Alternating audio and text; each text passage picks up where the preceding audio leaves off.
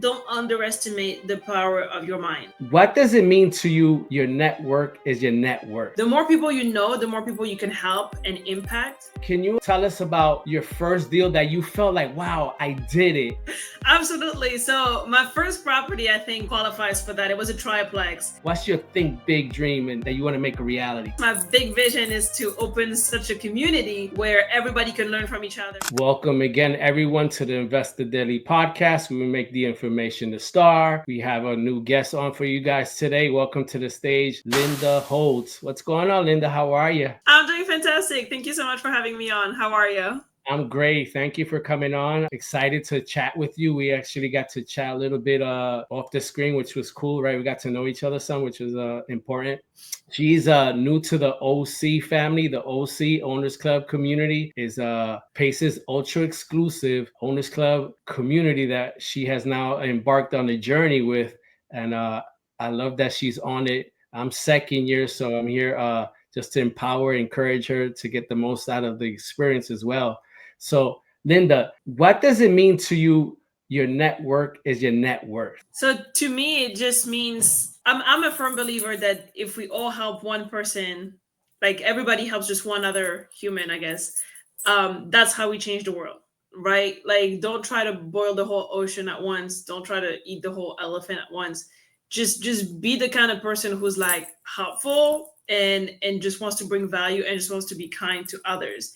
And so once you start doing that to like enough people, Zig Ziglar himself said, if you want to achieve your goals, all you have to do is help enough people achieve theirs. And I think that this is what it means for me. Your network is your net worth. Is the more people you know, the more people you can help and impact.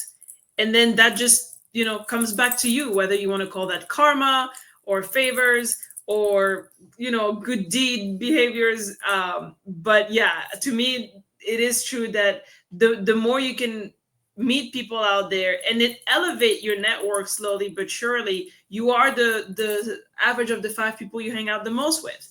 So always find a way to provide value and to be in the right rooms and never try to be the smartest person in the room. Yeah.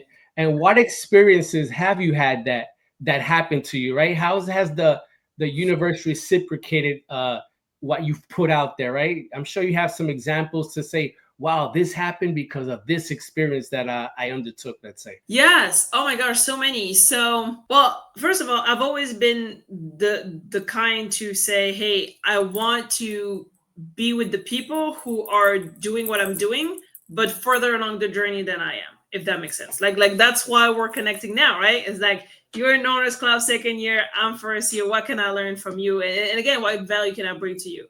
So I've always thought that way, even before I understood really how to put words into it. Like before I was a business owner and I really understood the impact of all of it.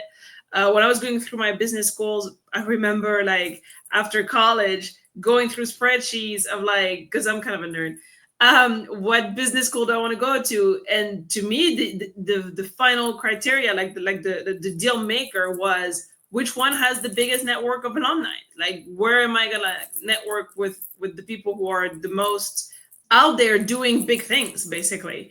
And then eventually I moved to the US and I just always kept doing that. Like I was, doing door-to-door sales at the time, and it was a management program. So it was like, let me interact with the managers. Let me interact with the regional above them. Let me understand how this whole work. And then getting into property management, same thing. I was always the one to go to every event, every conference. Let me meet the people out there. Now, if I had to give you a specific example of when it came back to me, oh boy, right now, do I have like a specific thing? I mean, it's funny because real estate is such a small industry. So just one very quick story. I am working on a deal right now, for example. And for the deal, we were supposed to bring on a specific person. So we were kind of going all over the place, trying to find that third piece to our team. And at some point, someone was like, hey, introduce me, like I'll introduce you to this person. And the person comes on and I knew them. And it's like, oh my gosh, so much easier now to do the team together because we already have that rapport, we already have that connection. And where did that come from? Well, that came from the fact that I was always networking and putting myself out there and meeting new people. So our audience can now see the importance of networking, right? In action, right? This is kind of what happens, right? Where you're missing that last piece of the puzzle, and lo and behold, you kind of knew your puzzle without knowing the piece of the puzzle was there because of the universe and the connections that brought it all together. And this is the stuff that happens by being a networker, and that stuff reciprocates through just, they say, the example that Linda provided. So I hope you guys who are in this journey can understand it and transform it into how it works for you, right? We're all not the same, but you see the action is all kind of this, how it all works. Linda, can you describe some to our audience? Who are you, right? Can you tell us a little bit about Linda? That's such a funny question. I'm always the one who asks that question. So before I tell you who I am, I do focus on helping investors who want to be passive. So I run into a lot of people all the time. And that's always my first question is like, who are you as a person? Like, what's your favorite color? What kind of ice cream you like? Do you have a dog or a cat? Like, so it's kind of funny that you're asking me that now. But Linda, so I'm born and raised in France. Obviously, there's a big part of my personality is that I moved to the US when I was 22 by myself at the time. And I just went for it. I was supposed to be here for 6 weeks. Then I decided to stay for a year. And now it's been 13 years and America cannot get rid of me. That's how it usually works. And so that's who I am. I'm the one who I get tunnel vision, and I do have to sometimes fight myself on procrastination, or like we were just talking about, like maybe imposter syndrome. So if I can share anything with people out there is all of those are normal, but you have to go past them. And I've always been that person who's like, hey, I just got to be disciplined. If I have a goal, I just got to go for it. If I want this, I just have to believe that the universe is going to deliver it to me and do the work, like focus on the effort, focus on the KPIs, the results will come, the success will follow. And so that's why I ended up finding myself here for so long, because it was literally like, this is the goal for now. And then this is the goal. And then this is the goal. And slowly but surely, now I'm doing real estate in America. That's incredible. And where did you land when you first came to the States? New York City, Brooklyn, baby. I love to hear that. And what was the impact of coming to Brooklyn, let's say, and be like, wow, what is this? What is this new world I'm encountering? What was that experience like? Yes. Oh my God, it's such a great question. Nobody has ever asked me that. But I will tell you, Brooklyn really opened my eyes to the multiculturalism. Like where I'm from, it's really not like that. And so I'm biracial, right? My mom is Black, my dad is white. So growing up, and now I'm aging myself, but growing up in the 90s in the small town where I'm from, there wasn't a lot of people that looked like me. And eventually I moved to Paris, in France. So it was different. Like obviously it's a big city as well, but I guess I was never exposed to different cultures living together until I moved to Brooklyn. And Brooklyn really showed me that. Like I lived in a neighborhood where it was the Jewish neighborhood and then the Jamaican neighborhood, like a street over. And it was so good to me to like see that and realize like the power of people just cohabitating and being in the same environment, but wanting completely different things, living completely different lives, but still living in harmony. Yeah, it's incredible. I'm from Brooklyn as well. If you drive or even take the subway, well, I say drive better. If you drive from one tip of Brooklyn to the end, let's say Coney Island, and you just drive by, you will drive by like 10 different ethnic groups of people. Literally, it will happen. You will drive all the way and you have those different experiences. You say to yourself, wow, this is crazy. Like I'm in Brooklyn, and I feel like I drove around the world. Yes, absolutely. I mean, when I first moved here and I was in sales, Brooklyn is where I learned the most Russian. And I was like, why is that a thing? But that's exactly the vibe. And I loved it. It's a real thing, right? Obviously, you in real estate. Can you tell us about your first deal that you felt like, wow, I did it, right? You felt confident about an accomplishment. You proved something, that proof of concept is now real, like, and you did it. How did that feel for you emotionally and kind of building that confidence to be like, wow, I did it? Because sometimes a lot of people, they get into this space or whatever space they're in, and they just hit that wall and they know how to conquer it. And sometimes we quit. and just tell us about some of that perseverance that got you to that first deal. They said, wow, I'm in here. I could do it, right? I got that notch in my belt, let's say, or got, Absolutely. So my first property, I think, qualifies for that. It was a triplex, and I house hacked that. So I lived in the middle unit. It was in Chicago, and it was 3 units on top of each other. So I lived in the middle one, and at the time, so it was my husband now, my then boyfriend.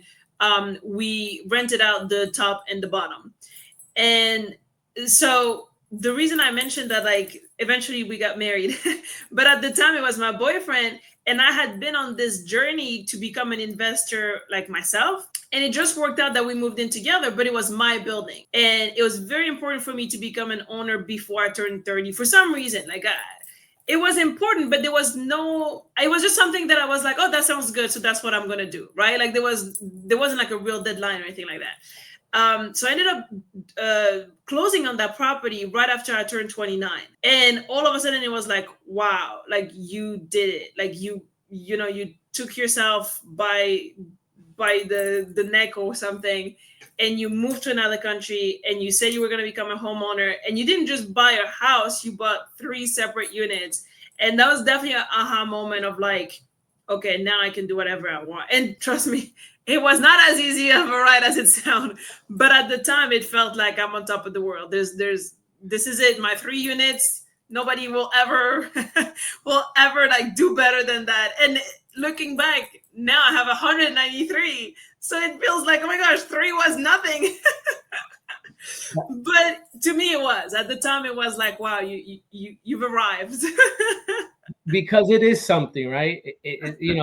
You look back and you see your successes, but that was that first initial step, right? And for a lot of people, that first step is ever challenging, let's say, right? And whatever it is that you're trying to accomplish, just mentally, we're not in the right space to get there. That's why I like to accentuate people's first kind of successes and wins.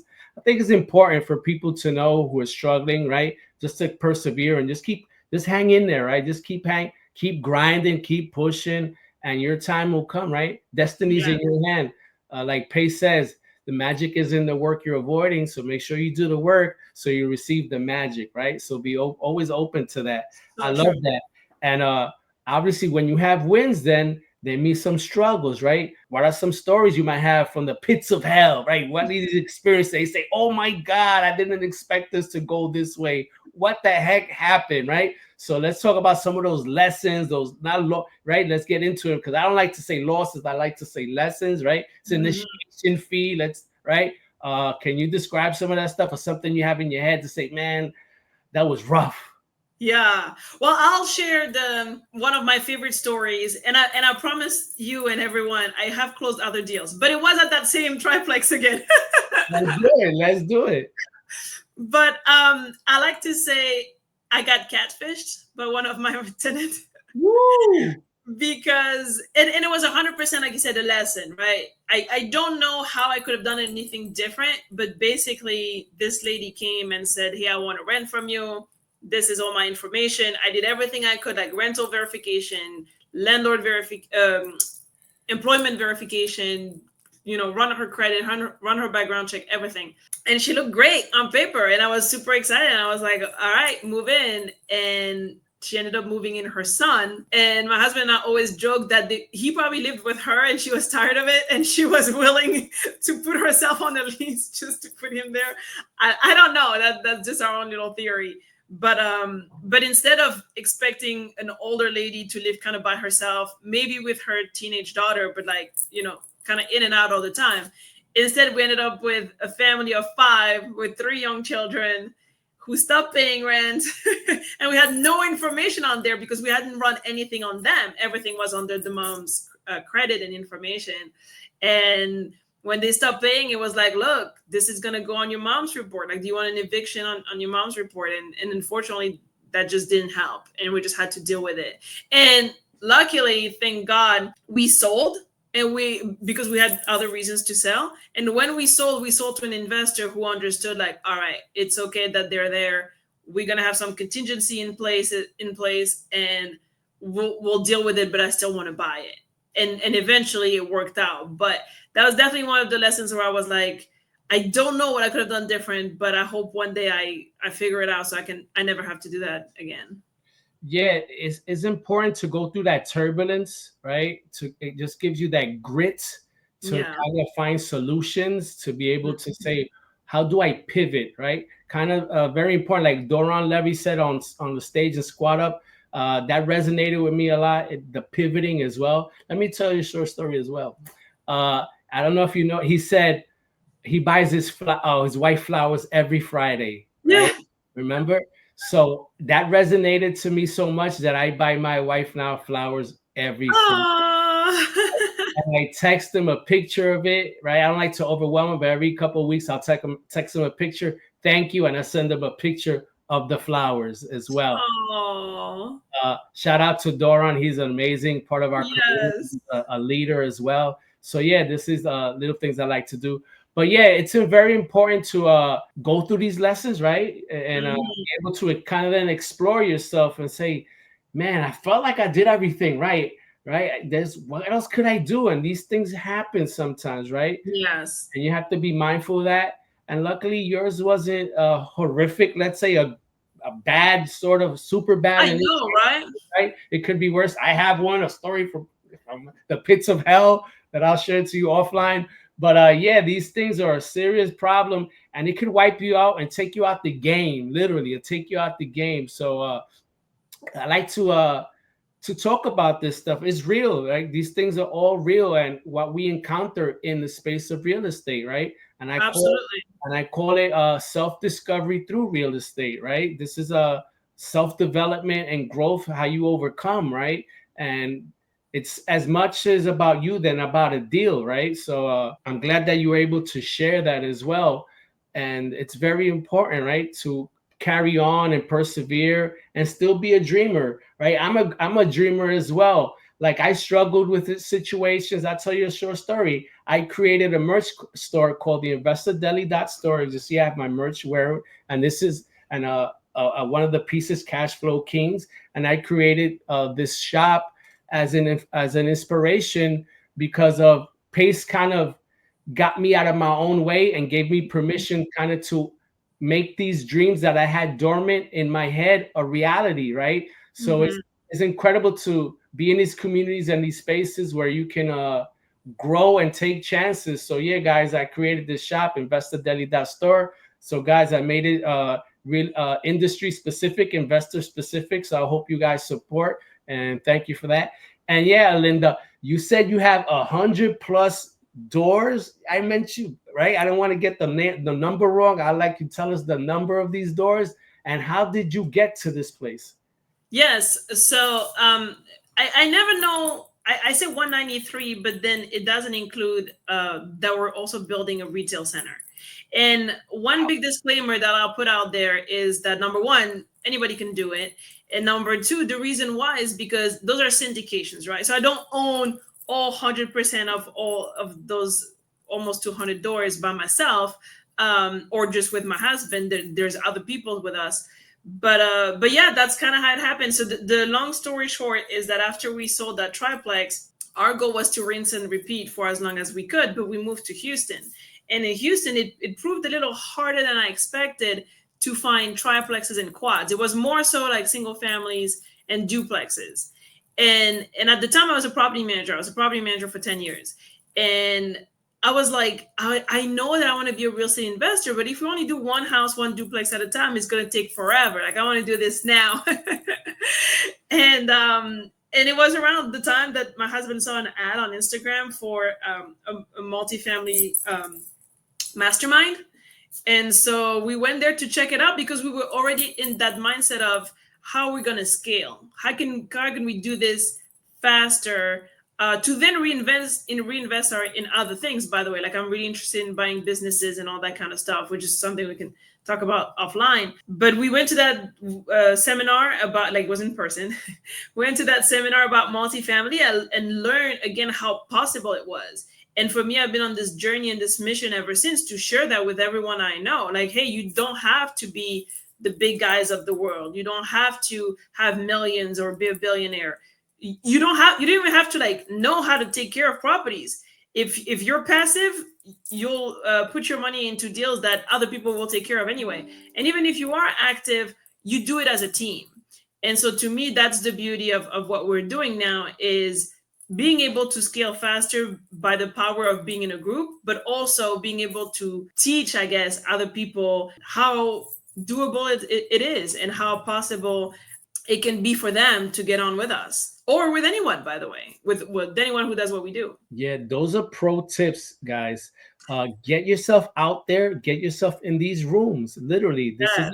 this is a she created this by just putting herself in these spaces. So that's kind of was very important that I get out of it. Like, if you're in your own way, try to figure out how to get out your way and get in these rooms, right? If multifamily is what you want to do, find a group near you, or a seminar or a workshop, and just be there. And what happens is these rooms are now filtered, so you're with like-minded people, right? So the Yeah. hard work has been done, right? So now you're with your tribe, basically, right? So that's a super important thing. Are you in sub two, right? And what is sub two to you, and what has it done to transform you as a person, as a business owner, or someone growing in this space? Well, here's the plot twist. I'm not in sub two. Oh, no way. I thought you were sub. I thought you was part of the sub two tribe. Cause I see you everywhere. Well, I'll take that as a compliment. Thank you. No, for me, yeah, I followed Pace for so long, but I never did a sub two deal. Like, I literally went from buy and hold into multifamily. And so I've always been very interested in the community. I almost joined it, when was it? 2 years ago, I think. But again, I was thinking like that would mean completely shifting my focus, and starting a brand new strategy from scratch. And so I decided, like, I'm not gonna do that just yet. And eventually, I just scaled into multifamily. But the reason I'm in Owners Club is because going to Squad Up has really opened my eyes that Pace Mortgage community is so much more beyond sub two. And I wanted to be in those rooms, like you mentioned, like we talked about, your network is your net worth. For me, it was like, as long as these people are doing what I'm doing, at least a little bit, it doesn't have to be the whole community, but at least some of them are doing multifamily or business acquisition or other things. I was here for it. And who knows, maybe now I will get into sub two, right? Because I'm in. So maybe those are the deals that I'll start doing next, because I always want to learn, and I always want to see what's working for others that I may not know about. To me, that was the biggest thing that multifamily unlocked, was this mindset of, there's so many strategies out there that you don't even know. You've never tried. You don't even know if you could be good at it, or if it's hard, or whatever. So yeah, again, back to the networking, get yourself out there, at least, if anything, to just open your mind to other possibilities. That's amazing. And now that you're in Owners Club, you probably don't need to concern yourself about the sub two group, because everyone there is basically sub two, right? So you'll be immersed with all sub two peers, members, and family. So now you could just build and foster those relationships while being in Owners Club. But yeah, it's gonna be a lot. There's a big community. Obviously, the foundation is kind of sub two of the community. So you're gonna love the experience. And then there's Gator community. That's a lending community. I'm a Gator, so yeah, I love salute to all the Gators as well. And yeah, so Linda, let's get into my section I call the makings of a hero. This is where we think big and forecast and want to say, where am I headed? What's the direction I want to do? What's my vision, right? Where I want to be the next 3 to 5 years, my Mount Everest, right? We as owners, we set our intentions and where we want to grow our business to be at in a couple of years. So we have to think big. What's your think big dream and that you want to make a reality? Yeah, so my mom is a nurse. She's been a nurse for like a couple of decades now. And so when I was 18, 19, my best friend worked at McDonald's. I always worked in nursing homes. I was always that weird kid who worked with older folks, and I loved it. I learned so much, but I also saw some ways where I was like, this is not how we should treat the generation before us. So my Mount Everest is actually related to opening the first multi-generational affordable elder care facility. And in my vision, it's going to be affordable for the seniors, but we would also bring on young adults, either aging out of foster care or going through medical school or nursing school. And again, in in exchange for an affordable rent, they have to take care of the elders. They have to take care of the property. They have to, in a perfect world, I would love to have it be on acres and there's like a garden, and they have to take care of, making the food from the land and learning together and have like this live-in mentorship with the seniors. And then for the seniors, let them be more stimulated by spending more time with the younger generation and passing on that experience that they have accumulated over the years. So that's my Mount Everest. That's my big vision, is to open such a community where everybody can learn from each other and get back from Mother Nature, I guess. I love that. I love how your past experiences are connected with what you're doing now, right? Kind of taking care of the elderly. That's super important. Sometimes we forget about our folks. I made a post with my dad. My dad is in his 80s, and I said, take care of your folks while they're still here, right? Yeah. It's super important to do that. And some cultures, they like to put them away somewhere, like a nursing home and all that. My culture is not like that. We take care of our tribe from the beginning to the end, right? Yeah. So I And I love definitely got that from my mom, because again, my mom came from the Congo. So for her love, when she was working in geriatric care, was always coming from that feeling of, we have to take care of our elders. Sometimes families cannot do it. Originally, my Mount Everest was, I just want to help families stay together. I sometimes families, they just don't have a choice. They don't have anybody to take care of grandma or grandpa at home. And I do want to still do that. I still want to find a way to give back to those communities. But yeah, my mom definitely instilled in me, like, hey, I work on a nursing home to kind of be that child who's here all the time because their child cannot be here. And I've seen that, and I've seen also, sometimes I've seen abuse, unfortunately, but sometimes it's a form of abuse to just be put in front of a TV all day, every day, do nothing. And I was like, we just got to do better, not just in terms of like not necessarily putting them away or something, but in terms of like stimulating them and keeping them mentally strong. Like, unfortunately, my grandfather passed away this year, and he was strong, healthy as a horse physically. But mentally, he had always worked with his mind. So ever since he retired, he had lost a little bit of that. And I had seen that. And that only reinforced that feeling in me that we got to do better, not just in terms of spending time with them, but in terms of like keeping them alive, basically. I love that. I love that. I appreciate that, because I love taking care of my folks. So that resonates with me. I always loved hanging as a kid. Even as a kid, I always loved hanging around the oldies but goodies. It's always in me. So I love your journey and where you're stepping into. Thank you. It's going to be a great blessing when all these things come to fruition. Now, Linda, through all your real estate journey that you encountered, your pitfalls, your wins, your successes, all these things, what are some things that you would like to impart in the audience to say, hey, these are things that I learned in my journey, and hopefully this can help you as well? Yes. Oh my gosh. First of all, I would say don't underestimate the power of your mind. I think that it almost transcends real estate, because it doesn't really matter what you put your head to or what your goals are in life, right? Like my goal used to be corporate America's top dog, right? And then eventually I realized, no, I don't want to be here. I want to be an entrepreneur. I want to do something different. So now my goals are different. But my point being, whatever it is that you want to set your mind to, never be afraid of your own power. Never be afraid of your own light. Like, you know that poem that they talk about in the movie Coach Carter is a very famous poem where it's like, our biggest fear is our own success. Our biggest fear is to shine, because then we allow others to shine. And I think that this is definitely one thing that I have learned throughout my journey that I did not expect. I just wanted to buy real estate. I just wanted to buy units. And I did not expect to really go through this whole mindset adventure or experience of discovering what are my limiting beliefs? How do I overcome them? How do I face them? Sometimes it's like, it's about facing them, but you don't really overcome. You're like, okay, this is me, and I'm just going to do it anyway. Like we were saying earlier about like, get over yourself when it comes to self-discipline or imposter syndrome or whatever, fear of whatever you have. So you can live with those things, but you have to face it at some point.